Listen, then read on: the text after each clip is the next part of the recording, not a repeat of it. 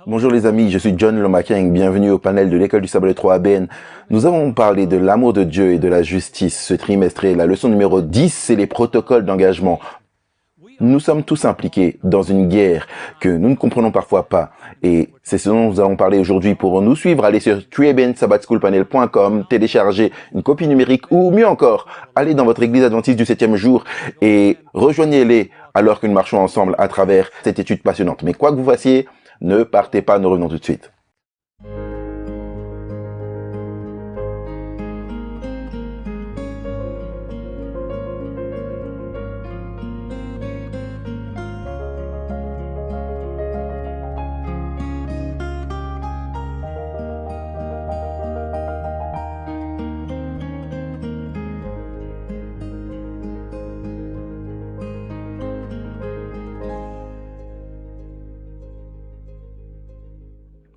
Bonjour les amis, je suis John Lomaking. Merci de nous rejoindre pour ce panel de l'école du sabbat. Nous avons passé un bon moment durant ce trimestre et la leçon numéro 10 promet d'être très engageante.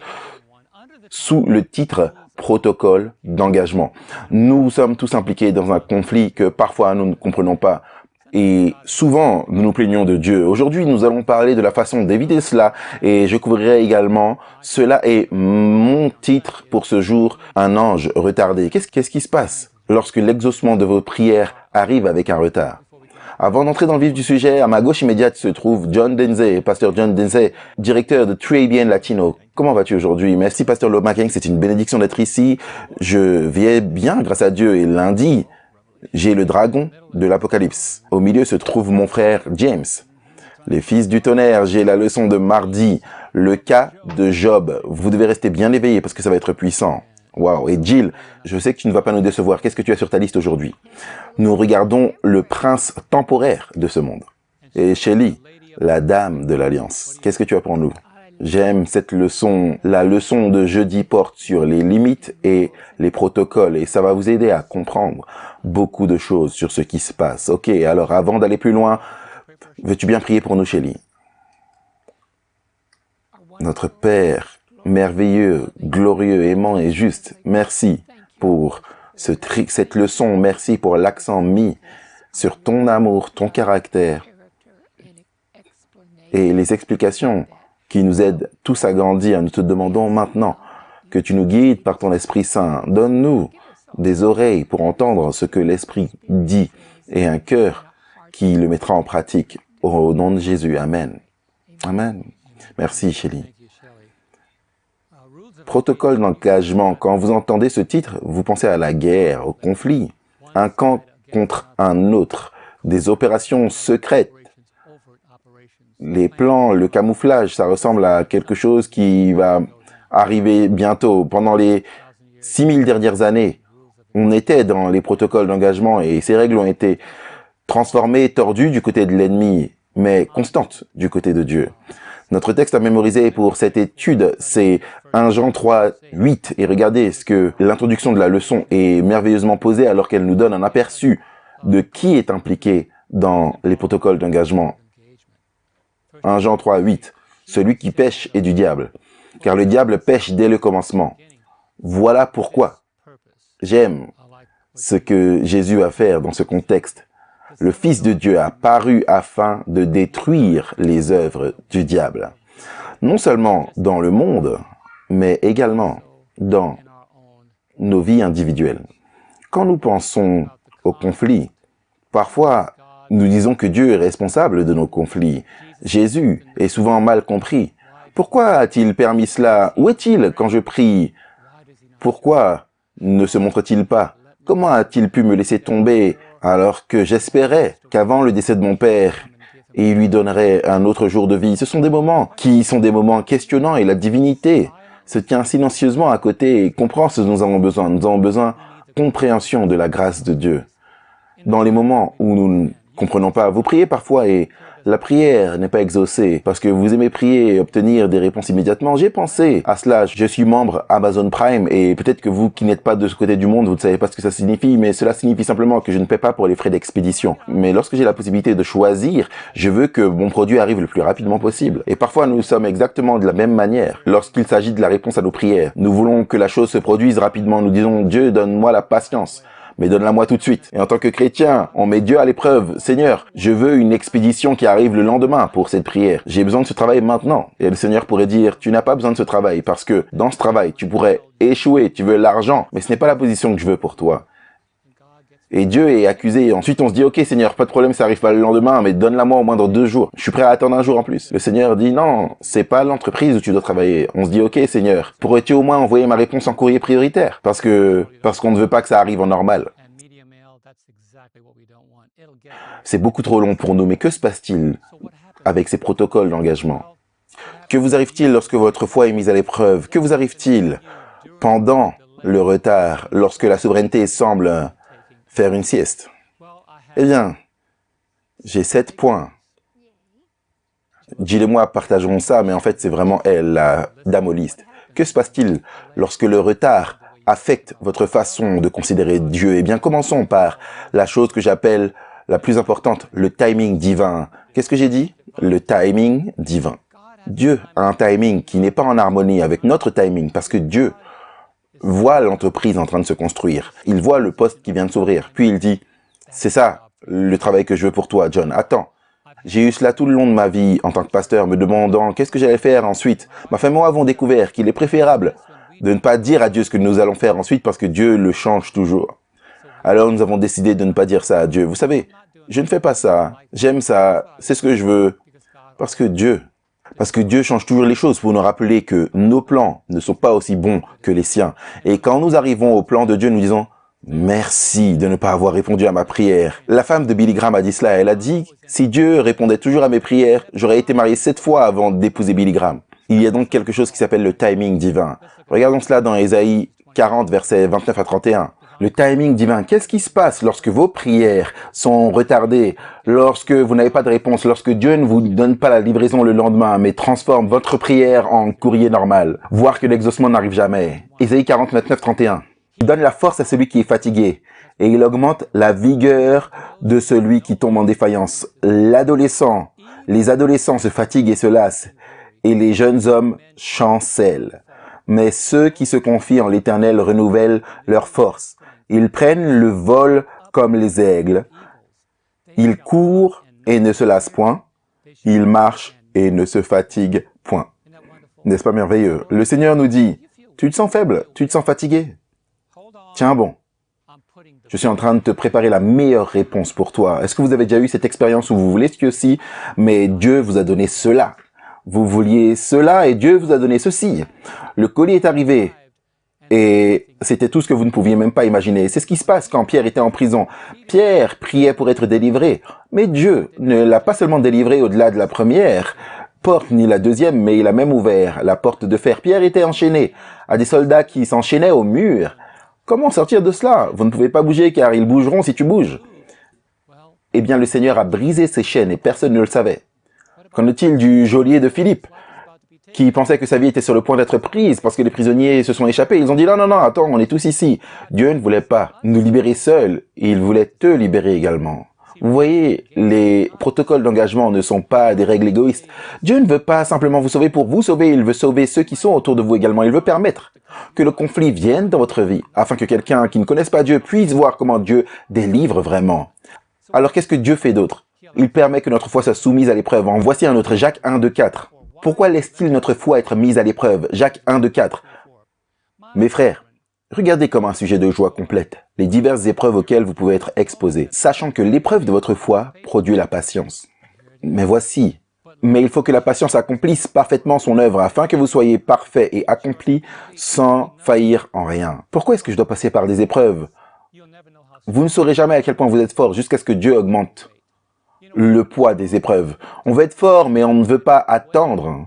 Espérer en l'Éternel, c'est pas seulement le timing, c'est que je vais te donner quelque chose de lourd cette fois, parce que la fois dernière, tu as été fort. Vous vous souvenez de David, l'ours, le lion, puis Goliath. Il a renversé tout ça. Mais Bathsheba l'a renversé, lui. Dieu sait à quel point nous sommes forts et faibles. Souvenez-vous, Samson et Dalila, elle n'est pas venue après sa faiblesse, elle est venue après sa force. Vous voyez, les gens pensent que Dieu permet au diable de nous attaquer sur notre faiblesse. Non, il a testé Samson sur son point fort. Garde ta force. Elle a dit, dis-moi où se trouve ta force. Là où vous êtes fort, gardez votre force, car si le diable brise votre force, votre faiblesse ne présente aucun problème pour lui. Que se passe-t-il? Regardons la troisième chose. Parfois, Dieu, dans les protocoles d'engagement, a ce que j'appelle les interdictions divines, et les voici. 2 Corinthiens, chapitre 4, versets 8 à 10. Les interdictions divines. La Bible dit, « Nous sommes pressés de toute manière, mais non réduits à l'extrémité, dans la détresse, mais non dans le désespoir, persécutés, mais non abandonnés, abattus, mais non perdus, portant toujours avec nous dans notre corps la mort de Jésus, afin que la vie de Jésus soit aussi manifestée dans notre corps. » Est-ce que je veux être perplexe et pressé et persécuté? Pourquoi est-ce que je voudrais cela? Afin que dans tout ce besoin de développement, la vie de Jésus puisse être exposée en vous. Vous voyez, le pain ne devient pas du pain parce que vous mettez des ingrédients. Vous devez travailler cette pâte. Vous devez la pétrir, la plier, la presser, la chauffer. Ensuite, la chaleur doit vous développer dans le brunissement, la révélation d'une bonne miche. Dieu veut une belle révélation de son caractère en vous. Donc, toutes ces choses sont nécessaires. Vous voyez, Dieu ne permet pas que notre force faiblisse, même si nous pouvons devenir faibles. Et au final, sa gloire sera manifestée. Alors, qu'est-ce qu'on fait dans le temps où on ne peut pas voir notre vision? On embrasse la vision de Dieu. Habakkuk 2, 2 à 4. L'Éternel m'adressa la parole et dit, « Écris la prophétie, grave-la sur les tables, afin qu'on la lise, car c'est une prophétie dont le temps est déjà fixé. Nous y voici, le timing divin. Elle marche vers son terme et elle ne mentira pas. Si elle tarde, attends-la, car elle s'accomplira certainement. » Vous voyez, ce que vous considérez être un retard n'est pas un retard. Dieu a fixé un délai pour cela. Puis il dit au verset 4, « Voici l'orgueilleux, son âme s'est enflée en lui. Elle n'est pas droite, mais le juste vivra par la foi. » C'est ce qui se passe. Embrassez la vision de Dieu quand votre vision semble être terriblement retardée. Alors que vous attendez et que les protocoles d'engagement semblent être contre vous, n'ayez pas peur. Ésaïe 41, 10. N'aie pas peur. Vous voyez, la peur est une réaction naturelle que nous obtenons quand nous voyons, on se dit, oh, attends une minute, j'ai encore 2 heures avant la fermeture du magasin, est-ce que je vais y arriver? J'ai eu ça une fois, j'ai été dans un magasin une fois, alors que le pressing fermait, c'était vendredi. J'étais tellement occupé dans la préparation de la maison, j'ai oublié mes vêtements. Et j'en avais besoin avant le coucher du soleil, et j'avais 10 minutes avant la fermeture du magasin. J'ai pris ma voiture, dépassé toutes les limites de vitesse, je suis arrivé et c'était fermé. J'ai fait le visage le plus triste possible au commerçant et il a fait comme ça. Et ensuite j'ai fait comme ça. Et il a ouvert la porte. Dieu ouvre les portes quand elles devraient être fermées. Amen. Alors que faisons-nous? N'ayez pas peur. Ésaïe 41, 10. Ne crains point, car je suis avec toi. Ne sois pas effrayé, car je suis ton Dieu. Je te fortifie. Oui, je t'aiderai, je te soutiendrai de ma droite triomphante. C'est ce que Dieu fait. Donc, mes amis, quand cela n'a pas de sens, n'essayez pas de comprendre. Faites confiance aux limites de Dieu pendant les protocoles d'engagement. Pourquoi n'avons-nous pas à chercher Dieu pour obtenir toutes les réponses avant que les réponses n'arrivent? Job 11, 7 nous le dit, parce que lorsque vous cherchez, vous allez heurter un mur. Seigneur, je n'ai tout simplement pas compris ça.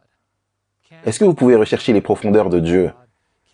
Est-ce que vous pouvez découvrir les limites du Tout-Puissant? Eh bien, la réponse c'est quoi? Non, parce que Dieu est trop profond, trop large, trop haut, trop divin, pour que votre esprit mortel le mette dans une bouteille, le mette dans 5 points différents. Mais sachez ceci, dans les protocoles d'engagement, Dieu fait toujours en sorte que votre meilleur intérêt soit pris en compte. Amen, amen.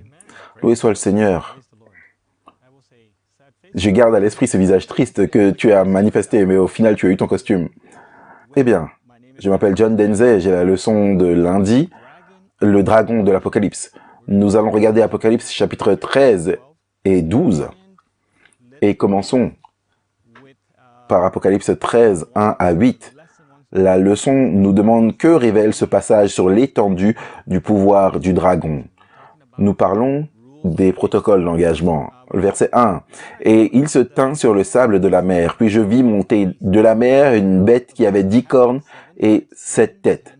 Et sur ces 10 cornes, 10 diadèmes. Et sur ces têtes, des noms de blasphème. La bête que je vis était semblable à un léopard. Ses pieds étaient comme ceux d'un ours, et sa gueule comme une gueule de lion. Le dragon lui donna sa puissance et son trône et une grande autorité. Et je vis l'une de ses têtes comme blessée à mort. Mais sa blessure mortelle fut guérie, et toute la terre était dans l'admiration derrière la bête. Et ils adorèrent, et la version King James nous dit que tout le monde était étonné. Et cet étonnement et le fait qu'elle soit suivie, on parle d'une grande admiration, le monde entier qui admire cette puissance. Verset 4. Et ils adorèrent le dragon, parce qu'il avait donné l'autorité à la bête. Et ils adorèrent la bête en disant, qui est semblable à la bête et qui peut combattre contre elle? Une grande admiration. Et ils adorèrent la bête au lieu d'adorer Dieu.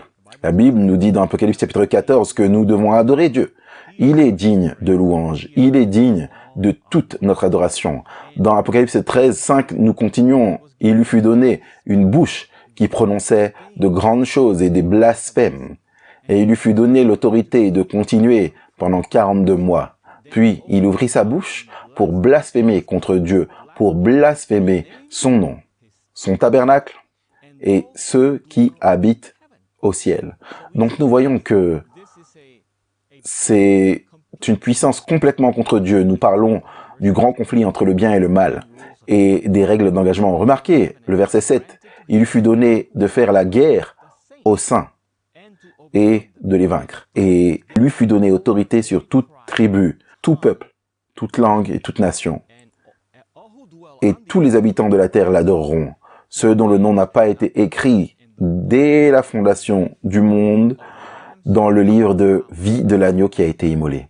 Donc vous voyez que cette puissance est contre Dieu, et contre son tabernacle, et contre le ciel, et contre le peuple de Dieu sur terre. Et c'est pourquoi, lorsque vous continuez à lire dans Apocalypse 13, vous verrez que c'est une puissance qui persécute les saints.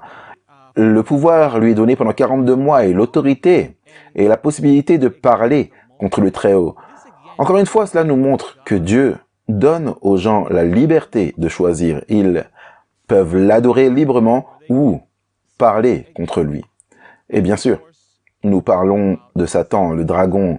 Je lis à partir de la leçon, le dragon, Satan, ne fait pas seulement la guerre à Dieu, Apocalypse 12, 7, 9, et ses serviteurs, par exemple Apocalypse 12, 1 à 6, mais il est aussi dépeint comme le souverain instigateur du mal derrière les royaumes terrestres qui persécutent le peuple de Dieu à travers les âges. Donc, vous pouvez voir des exemples dans la Bible du diable au travail qui contrôle les individus, qui contrôle les nations. Et rappelez-vous que si vous n'êtes pas au courant, il peut vous utiliser également. Souvenez-vous que Jésus a dit à ses disciples, « Je vais à Jérusalem et je vais être maltraité, crucifié et je ressusciterai le troisième jour. » Pierre a dit, « Oh Seigneur, cela ne t'arrivera pas. » Et Jésus a dû dire au diable, qui parlait à travers Pierre, « Arrière de moi, Satan, car tu mets en scandale. » Nous voyons donc que le diable peut parfois utiliser les gens involontairement. « Oh, je ne veux pas qu'il t'arrive quelque chose, Seigneur, je t'aime. » Nous devons donc faire attention, le diable est très trompeur. Restons proches du Seigneur. Et maintenant, j'aimerais attirer votre attention sur Apocalypse 17, versets 13 et 14, parce que ces versets nous aident à comprendre à nouveau ce dont nous parlons, considérant l'autorité donnée au diable. Regardez ce qui est dit ici. Ils ont un même dessein et ils donnent leur puissance et leur autorité à la bête. Il est parlé des nations là, qui donnent leur puissance et leur autorité à la bête.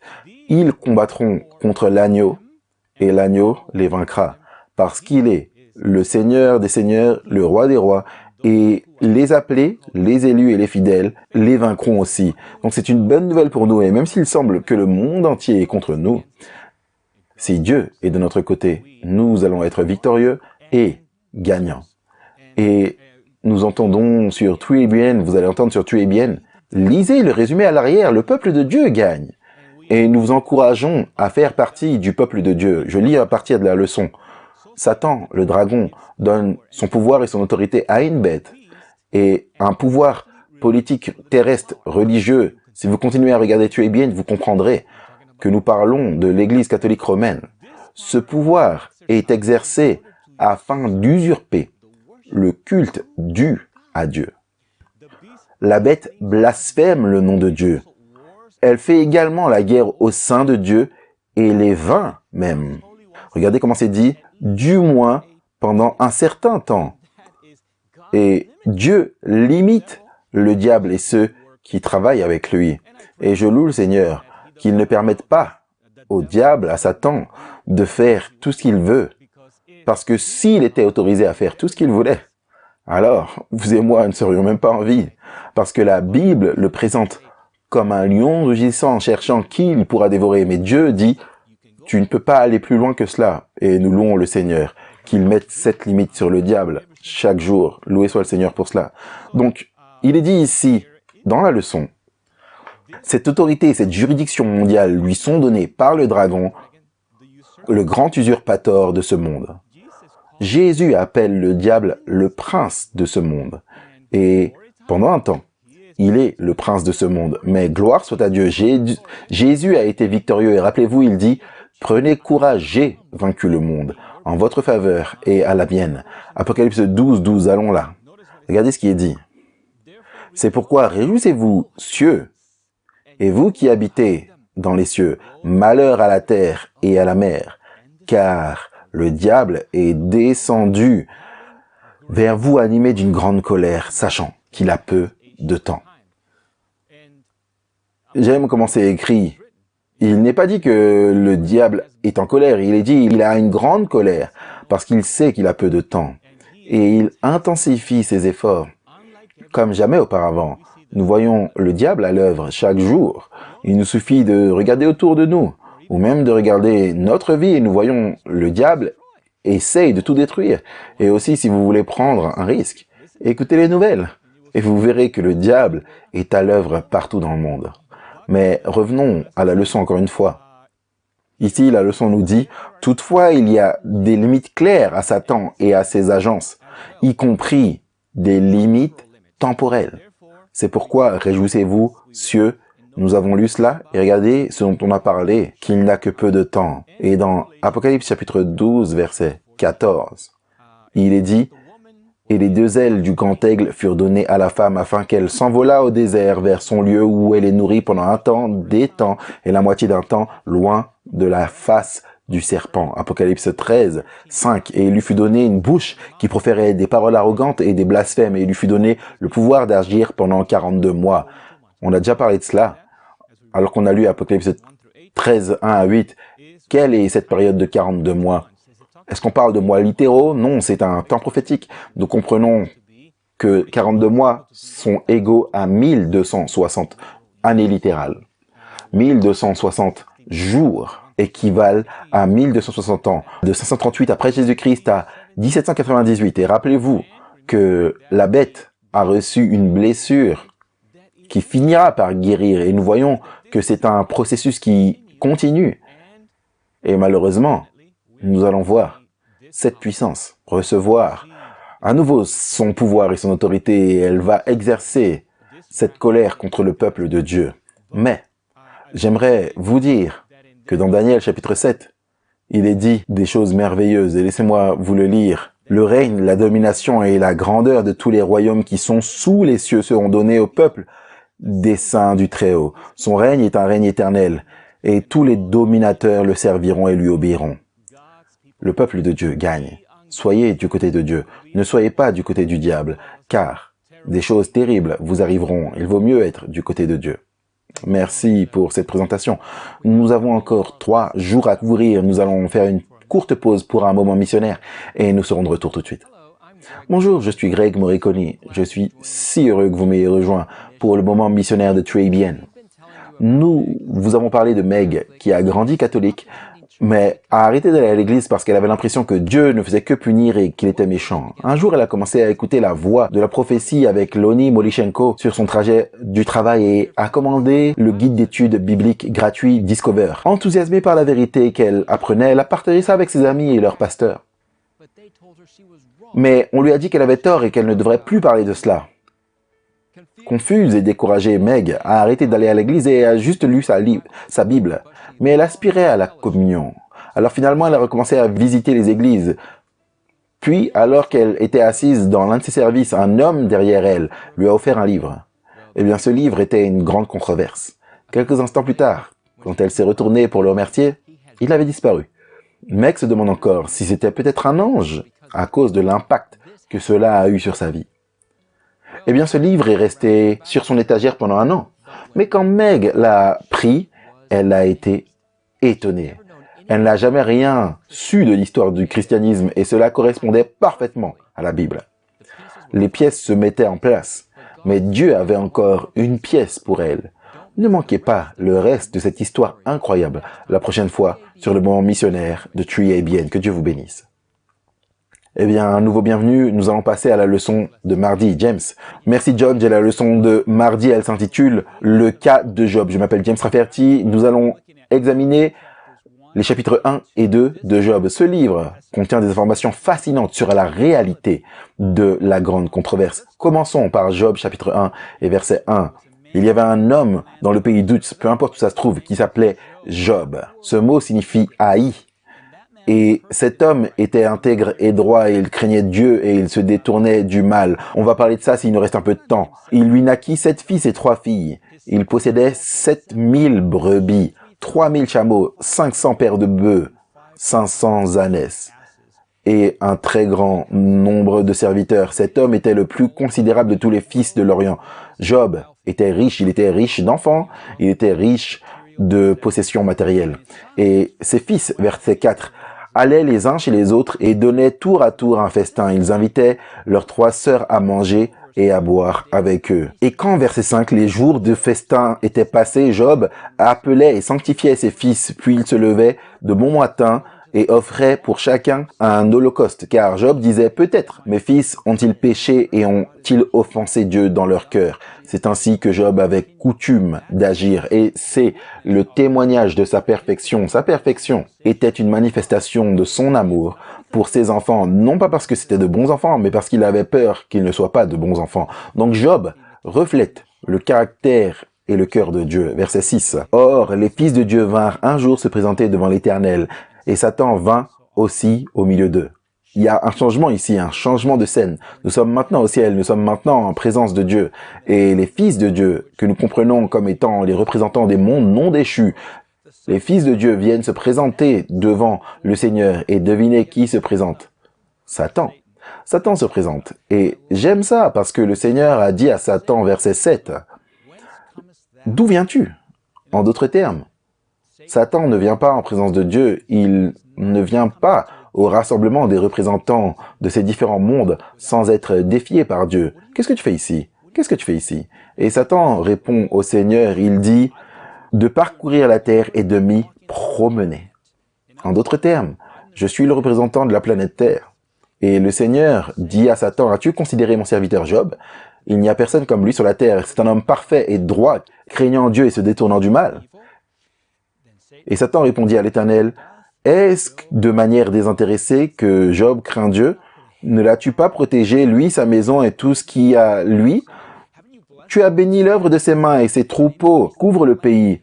Mais étends ta main, touche à tout ce qui lui appartient, et je suis sûr qu'il te maudit en face. Waouh! L'Éternel dit à Satan, voici tout ce qui lui appartient, je te le livre. Regardez cette phrase, c'est très important. Tout ce qui lui appartient, je te le livre. Seulement, ne porte pas ta main sur lui. Satan se retira de devant la face de l'Éternel. Et la Bible nous dit qu'il attendit le jour précis où il savait que Job serait le plus préoccupé par ses enfants. Il n'est pas allé tout de suite affliger Job. Il a attendu jusqu'à un jour où les enfants de Job seraient rassemblés pour boire, festoyer, dans leur maison, afin que Job puisse s'inquiéter le plus pour eux.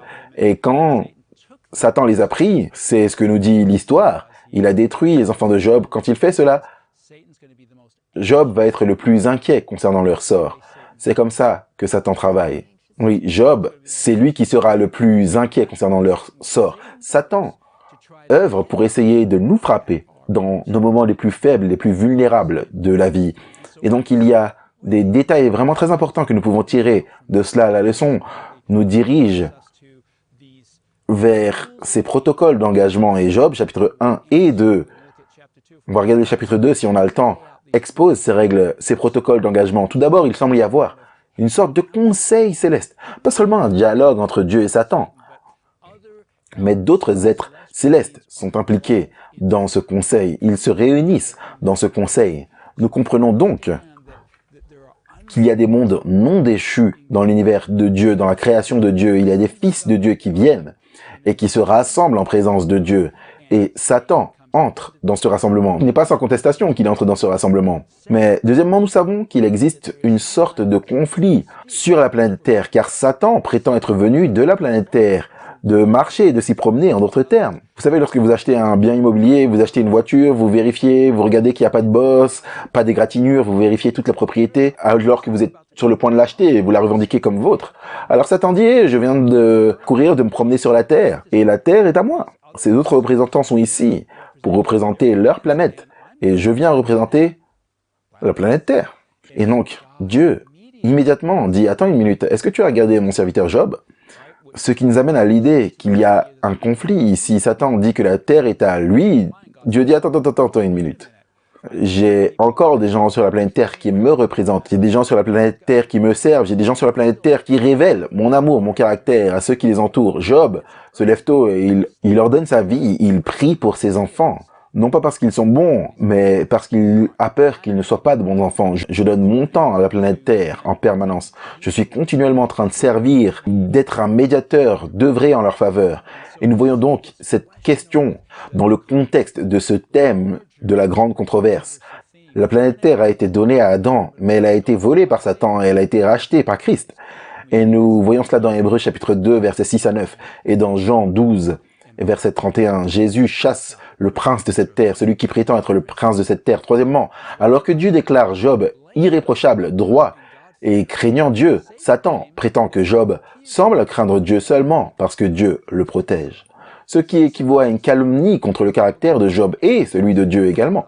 Nous voyons donc que c'est un autre des principes, des protocoles d'engagement. Puis quatrièmement, Satan allègue que la protection de Job par Dieu contre le danger qui l'entoure est injuste. Cela fait que c'est impossible pour Satan de prouver ces accusations. Donc ça indique certaines limites pour Satan. Certaines limites, certains protocoles d'engagement où Satan a apparemment essayé de nuire à Job, mais il n'a pas été capable de nuire à Job. Dieu répond aux accusations de Satan. Et Dieu dit, devant le conseil céleste, je vais permettre à Satan de mettre sa théorie à l'épreuve, mais seulement dans certaines limites. D'abord, il accorde à Satan le pouvoir sur tout ce qu'il a. Après cela, il interdit tout préjudice personnel à Job. Après cela, il permet effectivement à Satan d'affliger Job personnellement, mais Satan doit épargner sa vie. Et pensez à cela, c'est vraiment significatif, parce que quand vous pensez à cela, vous pensez à la prière. Job prie, il prie pour ses enfants, et bien sûr, c'est un homme de prière, il prie pour lui-même, et c'est le pouvoir par lequel nous connectons à Dieu, et nous obtenons la protection pour nous-mêmes et la protection pour les autres. Job fait cela, il n'arrête pas de prier, il continue de prier. Et pourtant, à travers tout ce conflit, nous voyons que ces prières, non seulement restent sans réponse, mais ses enfants sont tous morts. Je veux dire, je prie pour mes enfants. C'est l'anniversaire de mon fils aujourd'hui. Et vraiment, numéro 1 dans mon esprit, là, c'est mon fils. Il est né il y a 32 ans aujourd'hui, alors je prie pour mon fils. Mais quand nous reconnaissons que même nos prières ne semblent pas être exaucées, cela peut vraiment nous déstabiliser. Et Satan fait cela pour Job, il cherche à le submerger pour qu'il fasse exactement ce que Satan attend, c'est-à-dire maudire Dieu et mourir, abandonner Dieu. Et bien sûr, c'est le but de Satan pour vous et moi. Il veut que nous nous sentions si affligés, si accablés, il veut nous bombarder de tant de mal et de méchanceté dans ce monde que nous abandonnons Dieu. Et parfois, il semble que nous luttons contre le péché et la souffrance. Et le livre de Job est un refuge pour nous. Le livre de Job nous console. Le livre de Job ouvre l'image de la grande controverse. Le livre de Job nous aide à reconnaître ce qui se passe. Et le livre de Job, heureusement, Dieu a pu permettre à Job d'être testé et Job est resté fort dans sa foi en Dieu. Et le livre de Job nous aide à comprendre ce qui se passe dans ce conflit cosmique. En fait, quand on y pense, où serions-nous sans le livre de Job? Où serions-nous sans le livre de Job? Nous allons faire face à une crise à la fin des temps, n'est-ce pas? Le pasteur John vient de parler de cette crise dans Apocalypse chapitre 13. Nous ne pourrons ni acheter ni vendre. Nous allons être menacés d'être détruits. C'est ce que Job a traversé. Job a perdu tout. Ses biens matériels, il n'avait aucune richesse économique. Tout avait disparu. Apocalypse 13. On ne peut ni acheter ni vendre. Job était affligé au point où il pensait peut-être qu'il allait mourir. Sa femme lui a dit de maudire Dieu et de mourir. C'est Apocalypse chapitre 13. Le livre de Job est donc important pour nous car il expose les principes de la grande controverse qui nous aideront à comprendre la crise finale à laquelle nous allons faire face, le test final auquel nous allons faire face dans Apocalypse chapitre 13. Nous aussi, nous serons haïs. C'est ce que le mot Job signifie haï. Nous allons être haïs de toutes les nations à cause du nom de Jésus-Christ. Matthieu 24, verset 9. Est-ce que nous persévérons jusqu'à la fin? Job l'a fait et je crois qu'avec son histoire qui nous soutient, nous également pouvons endurer jusqu'à la fin. Amen. Merci beaucoup, Pasteur James, Pasteur Johnny, Pasteur John. J'aime, quelle leçon incroyable. J'aime cela à propos de Job et de la compréhension et de voir le rideau se lever, pour ainsi dire, et d'en voir davantage sur cette grande controverse à l'œuvre dans les coulisses. Je suis Jill Morricone. Mercredi, nous regardons le dirigeant temporaire de ce monde. Et nous allons regarder cette ligne de succession, pour ainsi dire, et ces protocoles d'engagement dont le pasteur James vient de parler, et chacun, durant cette leçon, nous comprenons quels sont les protocoles d'engagement. Dieu est tout-puissant, nous le savons, mais Satan a un grand pouvoir, et au milieu de ce conflit, c'est un règne temporaire et limité du monde. Son pouvoir est limité. Il est limité par les règles, par les protocoles d'engagement, mais il est également limité par la puissance de Dieu, car Dieu est au-dessus de tout. Et ce qu'il permet, c'est qu'il permet à Satan d'exercer une certaine mesure de ce pouvoir de l'autre côté. Ou d'un autre côté, Dieu a également choisi de limiter son pouvoir par ses protocoles d'engagement. Comment limite-t-il son pouvoir? En permettant à Satan d'avoir du pouvoir, en permettant à Satan d'avoir une partie de cela, en choisissant de permettre au mal d'exister, permettre le déroulement de la grande controverse. La leçon dit ceci: Dieu a moralement limité son plan d'action futur sans diminuer sa puissance brute. En d'autres termes, quand Dieu dit « Satan, tu as la permission de faire ceci avec Job », cela ne diminue pas la puissance de Dieu. Dieu est toujours au contrôle. Et Dieu est toujours tout-puissant. Vous savez, on dit la vraie force, c'est la capacité de faire quelque chose et de choisir de ne pas faire quelque chose. Et nous voyons cela avec Dieu lui-même. Il y a de claires limites sur la puissance de Satan. De là et pas plus loin. On lui dit qu'il ne pouvait pas atteindre à la vie de Job. Mais nous ne pensons pas souvent aux limites auto-imposées à la puissance de Dieu. C'est-à-dire Dieu qui choisit de s'imposer ses limites. Pourquoi? Parce que l'amour permet le libre arbitre. Nous avons parlé de cela dans des leçons précédentes. Si l'humanité choisit ce qu'il y a de mauvais, Dieu n'écrase pas simplement ce mal. Parce qu'il y a l'ivraie et le bon grain, le bien et le mal. Les deux doivent grandir ensemble jusqu'à la moisson. Parfois, nous voyons le mal et la souffrance dans ce monde et nous nous demandons, est-ce que Dieu est bon? Est-ce que Dieu existe? Que se passe-t-il ici? Pourtant, si nous le comprenions à la lumière de ce conflit cosmique, de cette grande controverse et des limites que Dieu a placées sur la façon dont il traite le mal immédiatement. Vous voyez, quand Lucifer a commencé avec le péché au ciel, il aurait pu immédiatement couper le péché. Que se serait-il passé? Les anges auraient dit, oh non, je ferais mieux de servir Dieu parce que je ne veux pas qu'il me détruise également. Mais ce n'est pas ce que Dieu veut. Dieu veut un service d'amour, pas de peur et assurément pas forcé. Donc il doit permettre cette manifestation en quelque sorte du péché, du mal, afin que vous et moi puissions voir pleinement les conséquences de ce qui se passe et que nous puissions prendre une décision par amour de servir Dieu, parce que Dieu ne veut qu'aucun périsse. mais que tous parviennent à la repentance. Alors regardons cette ligne de succession. Numéro 1. Adam et Ève ont reçu la domination, pas vrai? C'étaient les intendants de ce monde. Genèse 1, verset 26. Dieu dit, « Faisons l'homme à notre image, selon notre ressemblance, qu'il domine sur les poissons de la mer, sur les oiseaux du ciel, sur le bétail sur la terre et sur tous les reptiles, qui rampent sur la terre. » Genèse 2, 15, il est dit que l'Éternel Dieu prit l'homme et le plaça dans le jardin d'Éden pour le cultiver, pour le garder. Il leur a donné l'intendance, en quelque sorte, sur cette terre. Et que s'est-il passé? Satan est venu, et c'est la deuxième ligne de succession. Et Adam a laissé ce pouvoir, n'est-ce pas? Satan a pris ce pouvoir pour lui-même. Mais ce n'est que temporaire, parce que nous savons qu'à la fin, Dieu est celui qui est toujours au contrôle. Dieu est le seul qui a toujours la domination. Donc on peut dire qu'Adam et Ève ont reçu cela par Dieu. Et maintenant, ça a été pris par Satan. Il a pris le contrôle pour lui-même et Dieu a quand même choisi de permettre cela par ses protocoles d'engagement. Donc nous voyons qu'ici, Adam et Ève ont mangé du fruit défendu. Lorsqu'ils en ont mangé, que s'est-il passé? Genèse 3.10. Adam dit, quand Dieu est venu les chercher et avant même qu'ils n'aient couru vers Dieu, avant même qu'ils aient voulu parler à Dieu, le péché amène la séparation d'avec Dieu. Le péché amène la peur, la culpabilité. Donc Adam dit, j'ai entendu ta voix dans le jardin, j'ai eu peur parce que j'étais nu et je me suis caché. Et nous avons étudié, je pense que c'était la semaine dernière, sur Genèse 3.16, quelles ont été certaines des conséquences. À cause du péché d'Adam, le sol a été maudit. Et puis si vous sautez à Genèse 3.24, nous découvrons que Adam et Ève ont été chassés de leur domination, de leur petit jardin d'Éden. Et Dieu a placé des chérubins à l'est du jardin d'Éden et avec une épée flamboyante qui tournait dans tous les sens pour garder le chemin de l'arbre de vie. Donc ils ont été chassés de l'endroit même où avant ils avaient l'intendance. Avant ils avaient une mesure de domination et maintenant ils sont chassés de cet endroit. Et qui est-ce qui a reçu la domination? Comme le pasteur James en a parlé, Satan a revendiqué la domination temporaire de ce monde. Jean 14, 30, Jésus parle. Je ne vais plus beaucoup parler avec vous car le dirigeant de ce monde vient. C'est qui? Nul autre que Satan lui-même. Mais il n'a rien en moi.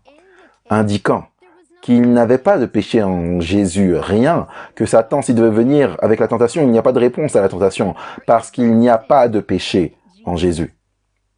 La lignée de succession numéro 3 va d'Adam et Ève à Satan, qui veut ce contrôle et revendique ce contrôle. Jésus l'a racheté à la croix. Regardons cela, la mort de Jésus sur la croix a ramené ce monde, pour ainsi dire, sous la domination de Dieu. Jean 12, 31.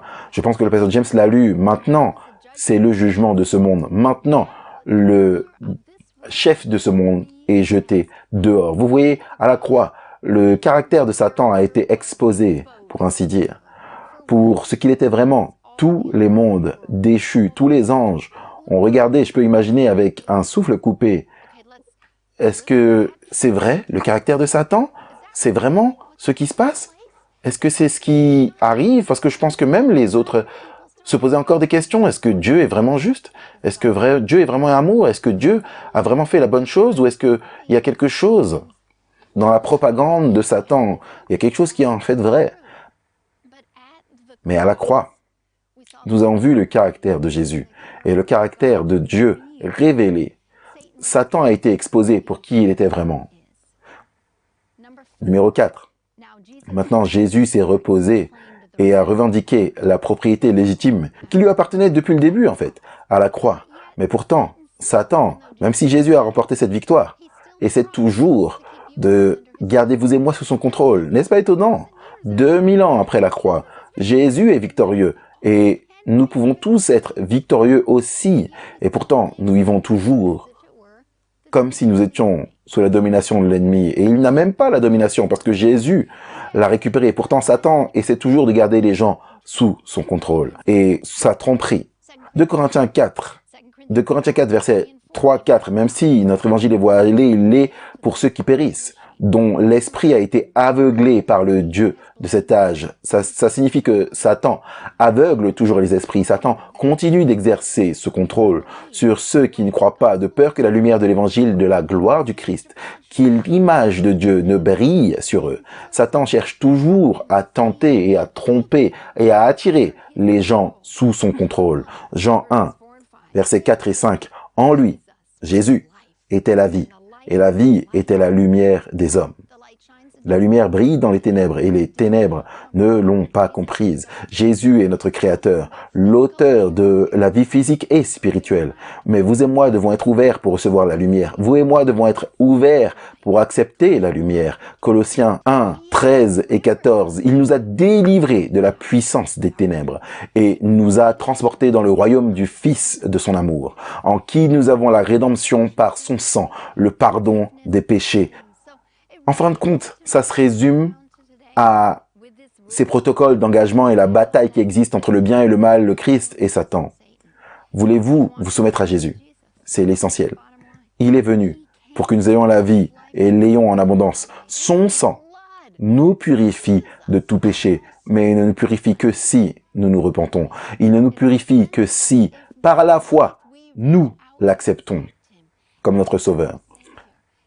Jésus peut nous transformer, même si nous vivons dans ce monde. Nous pouvons être sous le royaume de la lumière, sous la bannière de Dieu, pour ainsi dire. Je vous encourage donc aujourd'hui à faire le choix que vous voulez que Jésus soit le Seigneur de votre vie. Amen, amen. Merci à tous pour cette merveilleuse leçon. Je m'appelle Shelly Quinn. J'ai la leçon de jeudi. Et le titre, c'est « Les limites et les règles ». Dans Apocalypse 12, 7 et 9, quand il est parlé de la guerre qui éclate au ciel, le mot « guerre », c'est « polémos » en grec. C'est-à-dire, c'est une guerre de mots. Ainsi, Satan vendait des mensonges contre Dieu. Il attaquait le caractère de Dieu. Et nous avons regardé plusieurs fois le verset 9 qui dit que le grand dragon a été chassé, ce serpent ancien, le diable et Satan qui trompe le monde entier. Il a été chassé sur la terre et ses anges ont été chassés avec lui.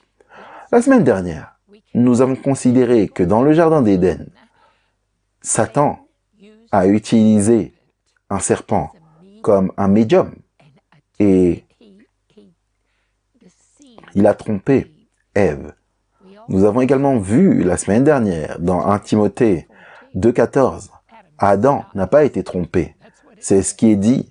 Le premier Adam n'a pas été trompé, mais il s'est délibérément soumis à Satan. Et à ce moment, lorsqu'il a mangé de ce fruit, il a perdu ses droits donnés par Dieu pour diriger les opérations et la jurisprudence de la terre. Adam a remis le droit à Satan. Maintenant, voici quelque chose qui est intéressant. Nous devons être très prudents. Aujourd'hui, Romains 6, 16, Paul nous avertit. Il dit, « Ne savez-vous pas que celui à qui vous vous livrez pour être esclave, vous êtes esclave de celui à qui vous obéissez, soit du péché qui conduit à la mort, soit de l'obéissance qui conduit à la justice. » Donc vous savez, c'est intéressant. Quand Jésus a été tenté dans le désert pendant 40 jours, Satan a offert de rendre l'autorité de la terre. Pas vrai? C'est dans Luc 4, versets 5 à 7, à une condition. Il dit, « Je te donnerai tout ceci. Ça, c'est à moi, mais je te le donnerai si tu te prosternes et m'adores. » Et c'est intéressant. Jésus n'a pas essayé de le corriger. Il savait que Adam avait donné l'autorité. Donc nous voyons dans les Écritures ce conflit entre Satan et Dieu, le bon et le mauvais. Et voici le point final. Dieu opère par le pouvoir de l'amour. C'est son gouvernement. L'amour exige le choix. Satan opère par l'amour du pouvoir, les mensonges, les manipulations. Et il est totalement motivé par le fait de vouloir le culte qui n'appartient qu'à Dieu. Écoutez cette citation de notre leçon. Le conflit cosmique est principalement un différend sur le caractère de Dieu, causé par les allégations calomnieuses du diable contre la bonté de Dieu, sa justice et son gouvernement. C'est une sorte de procès d'alliance cosmique. Ne manquez pas ça. Un tel conflit ne peut être réglé par la force seule, mais nécessite plutôt une démonstration. Si des allégations graves sont portées contre une personne au pouvoir, la meilleure et peut-être la seule façon de vaincre les allégations serait de permettre une enquête libre, équitable et ouverte. Si les allégations menacent l'ensemble du gouvernement, elles ne peuvent pas simplement être balayées sous le tapis. Fin de citation.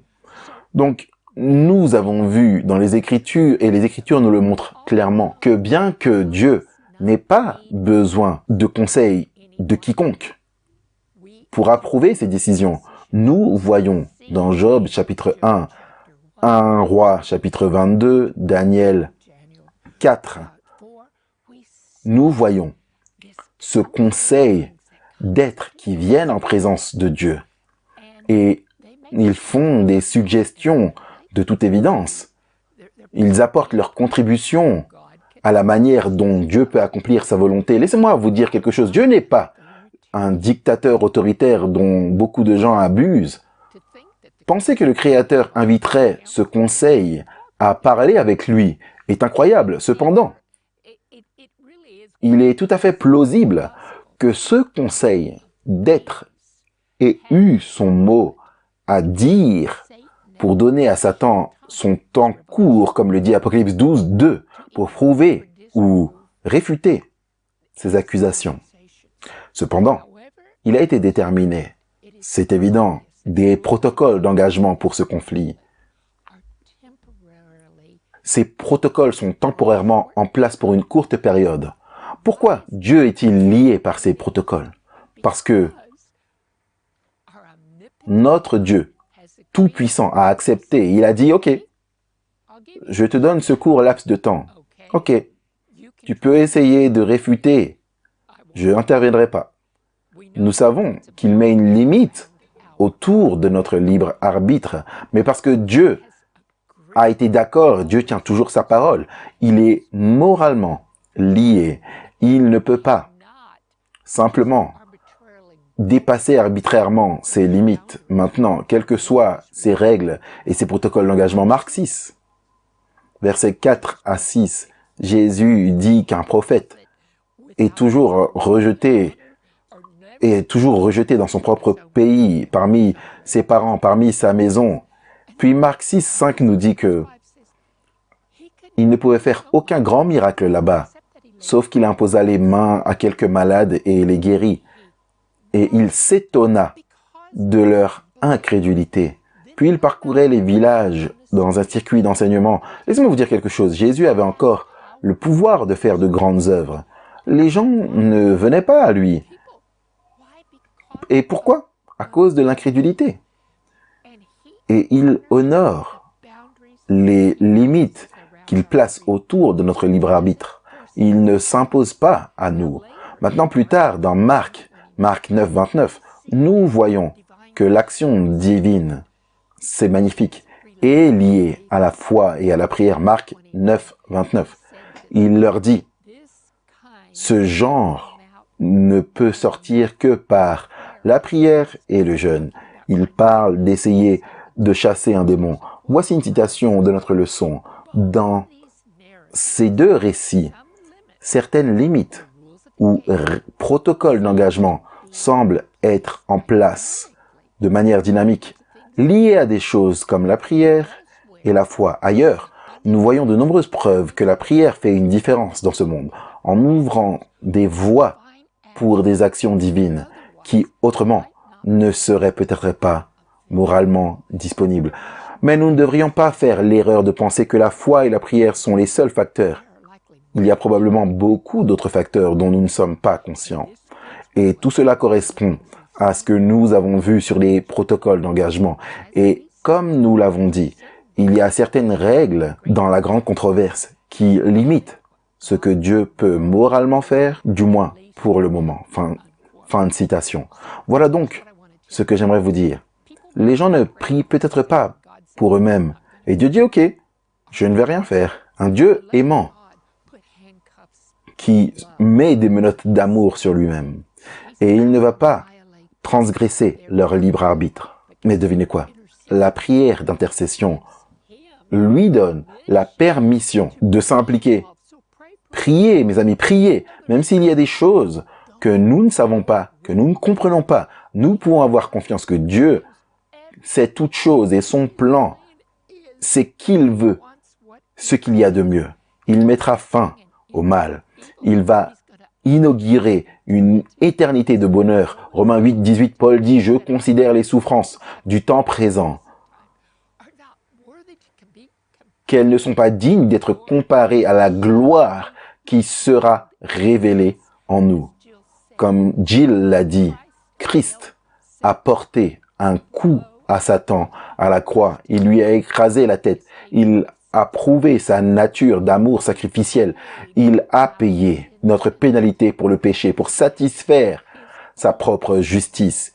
Et en tant que dernier Adam, comme Paul l'appelle dans 1 Corinthiens 15, 45, il a regagné l'autorité légale pour gouverner le monde.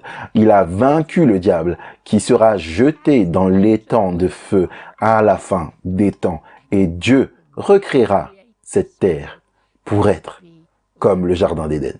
Amen, amen. Merci Shelly, Jill, James, John. Donnez-moi un résumé final. Dans ce conflit entre le bien et le mal, nous avons un vainqueur clair. Vous venez d'entendre que le diable et ses anges vont être jetés dans les temps de feu où ils brûleront. Loué soit le Seigneur. Et Apocalypse 21, 4. Et Dieu essuiera toute larme de leurs yeux, c'est-à-dire nos yeux. Il n'y aura plus de mort, ni chagrin, ni crime. Il n'y aura plus de douleur, car les choses anciennes sont passées. Loué soit le Seigneur. Amen, Pasteur Denzel. Et je pense que parfois, nous pensons que nos prières ne sont pas exaucées. Mais quand vous regardez dans le livre de Job, vous trouvez que les prières de Job pour ses enfants sont en fait exaucées. À la fin de Job, il obtient 2 fois plus de tout ce qu'il avait avant, à l'exception de ses enfants. Il n'obtient que 7 garçons et 3 filles.